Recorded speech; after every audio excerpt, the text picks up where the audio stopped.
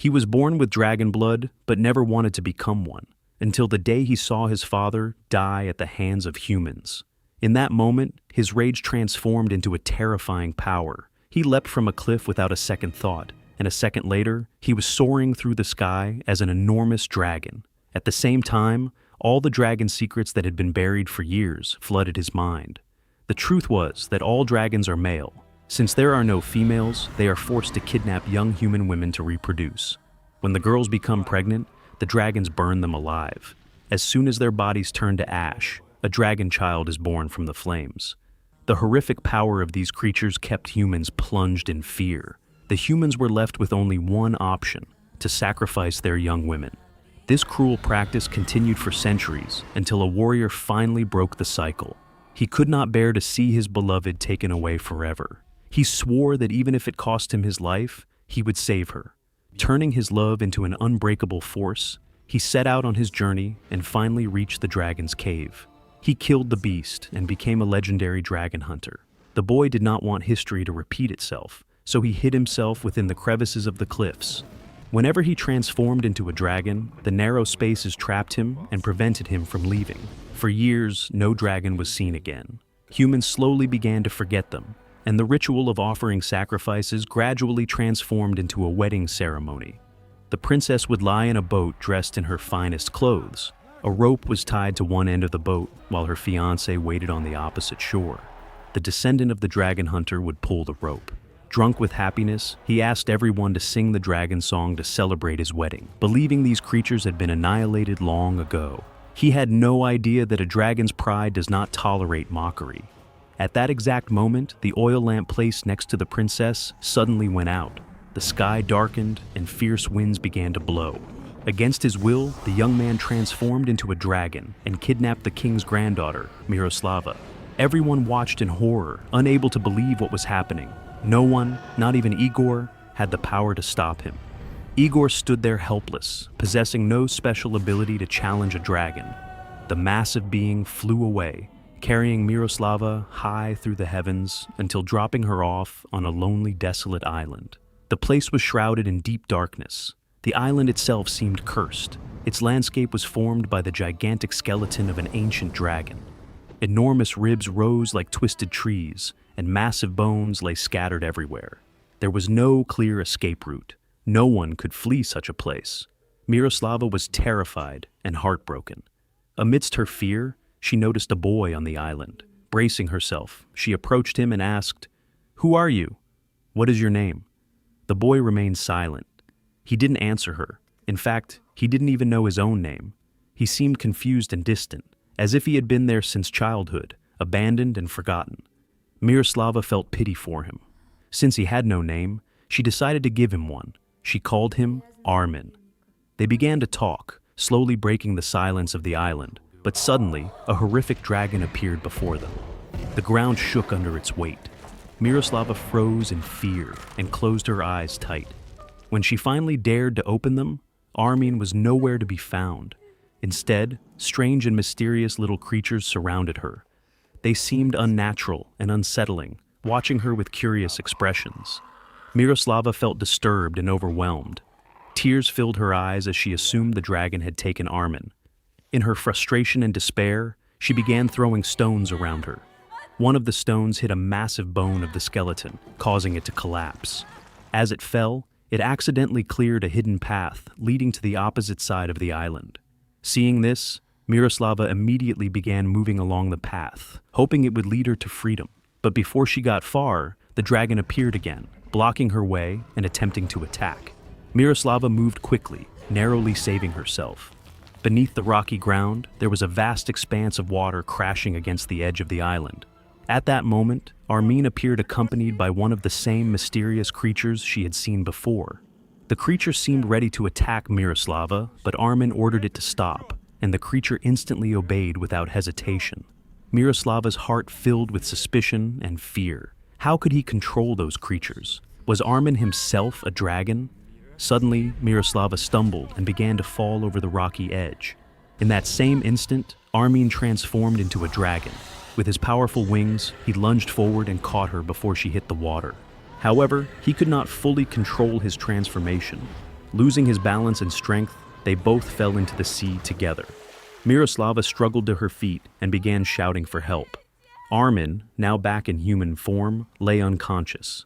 In her panic, she picked up a rock and began to hit him, thinking he might attack her again. But then she realized the truth. He fell while saving her. He protected her. Perhaps he wasn't a cruel dragon after all. Seeing him unconscious in the water, she pulled him out with great effort. In that moment, it became clear. They had both saved each other's lives. As she carried him back to the island, Armin began to transform again, but he quickly lost consciousness and returned to human form. He had exhausted all his energy. The next morning, Miroslava decided she could not stay there any longer. "I will escape," she told herself. But that same day, a violent storm broke out. Thunder roared, lightning tore through the sky, and the sea became wild and relentless. Escape was impossible. Night fell. Miroslava carefully treated Armin's wounds using herbs she found on the island. She cleaned his injuries and bandaged him gently. That night, she dreamed that Igor was coming to rescue her. In her dream, Igor held her tight and she felt safe again. She truly longed to go home, but when she woke up, it wasn't Igor by her side, but Armin. He told her softly, "Calm down. You are safe with me." Days passed, and trust slowly began to grow between them. Her fear turned into understanding. They became true friends. They played together, swam in the crystal-clear waters, and ran freely across the island. Laughter replaced the silence. However, one day Armin appeared worried. He thought, "She trusts me, but what if the beast inside me wakes up one day and hurts her?" So, he decided to tell Miroslava the truth. "My father was a dragon," he confessed. "He wanted me to live as a dragon, but I want to live as a human. I wanted to live in peace among people. I refused to be what he was." He recounted that one day while playing, he witnessed something horrible. A human warrior arrived and killed his father before his very eyes. That warrior was none other than Igor's grandfather, the legendary dragon hunter. And from the ashes of those burned girls, new babies were born. I was one of them. That is why I am not entirely human, nor entirely dragon. I am both. I am half human and half dragon. He looked at her intensely. "I have always tried to control myself. I am not like those dragons that burn humans mercilessly. I forced myself not to transform.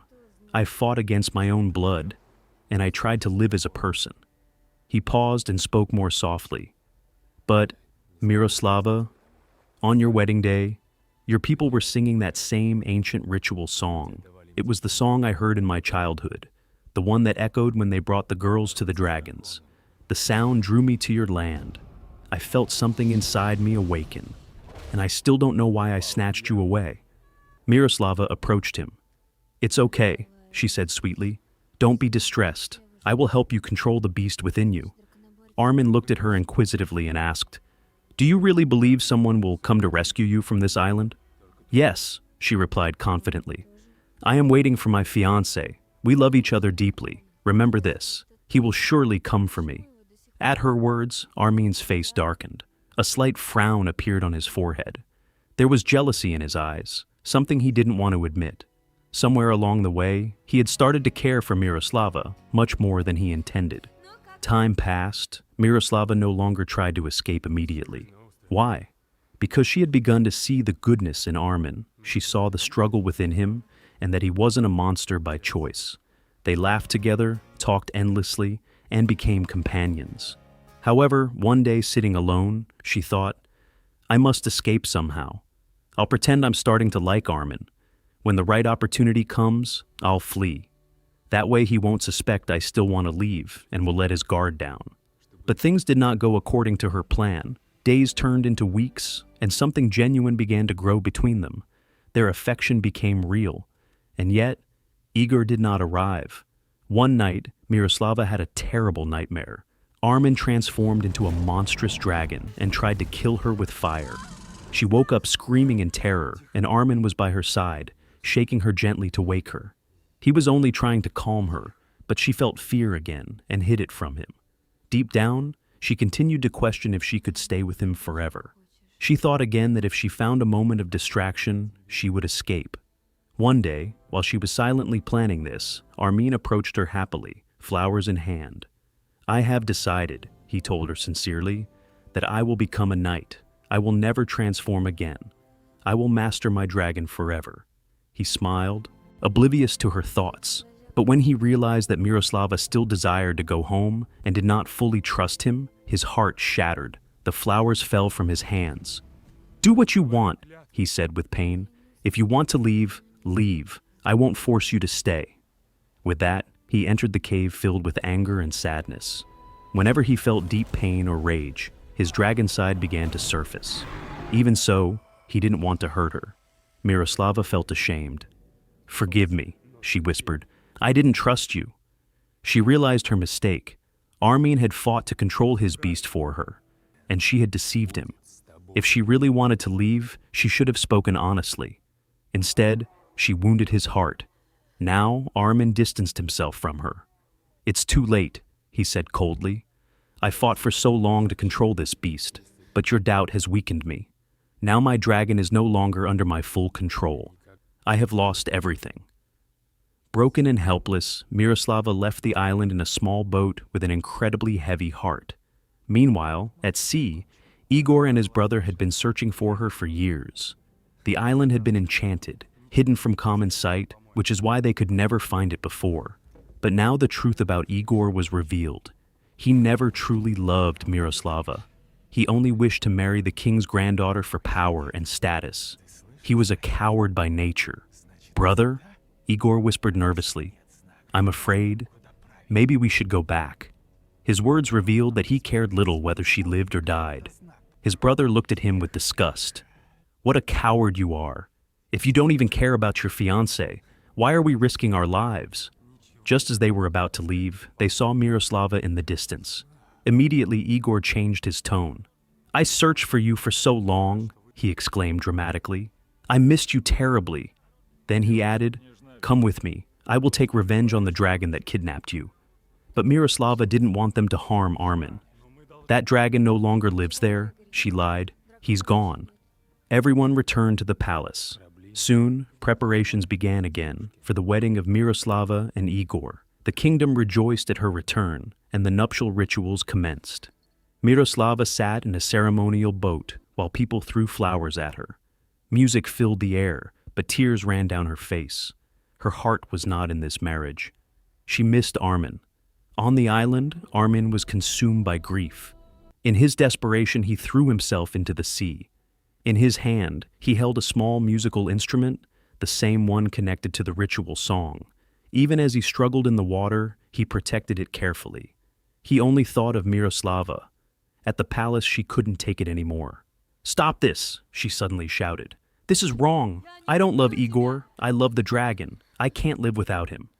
The entire assembly was stunned, and Igor was more surprised than anyone.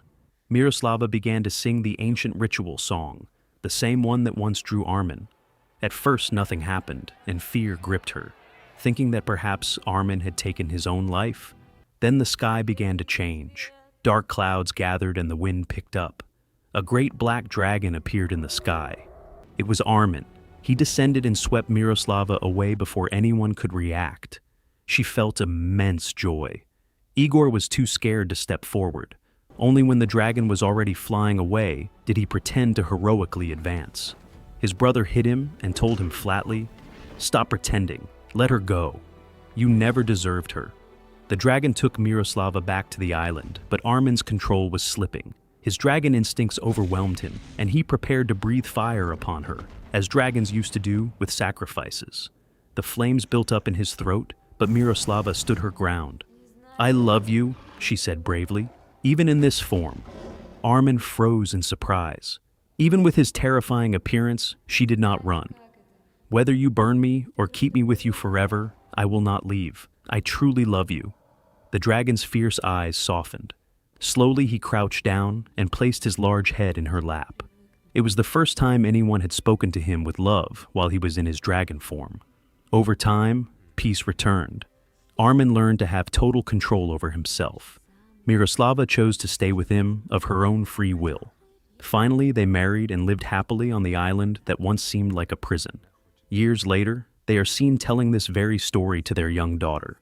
The creature that was once mysterious now lovingly watches over the girl. The island is no longer a place of darkness. It has become their home, and there they remain together, happy and fulfilled, choosing each other every day.